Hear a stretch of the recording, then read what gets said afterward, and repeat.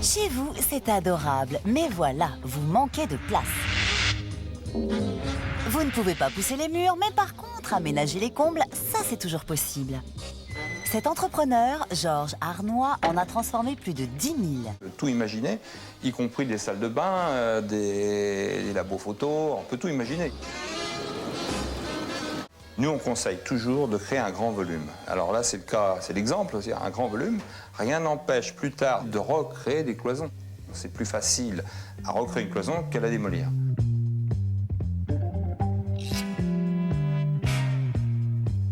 Si faute de hauteur suffisante, vous ne pouvez pas abaisser le plancher, on peut surélever le toit.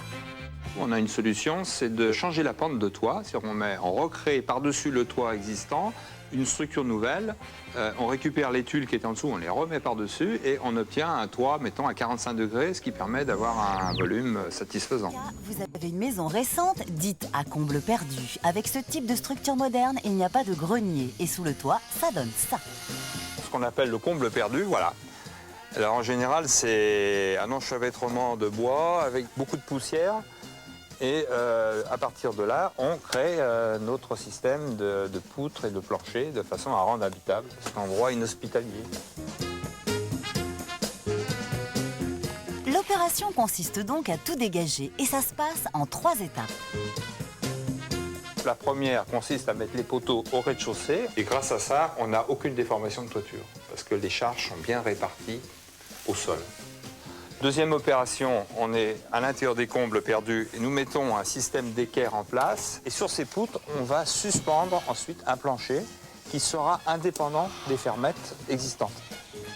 Troisième étape, nous découpons les structures devenues inutiles.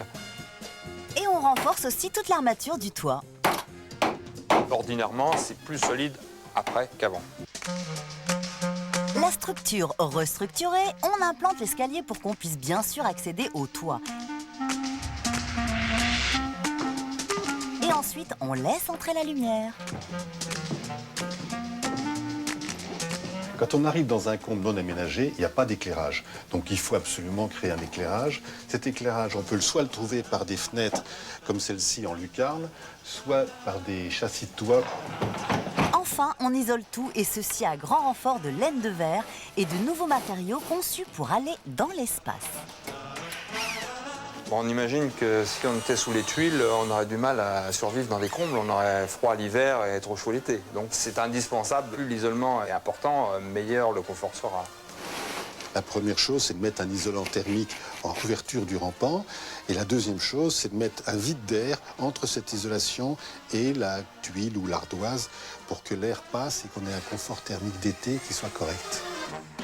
Si vous confiez tout le boulot à des pros, cela vous coûtera environ 800 € du mètre carré. L'addition est salée, mais vous êtes garanti de la solidité des travaux.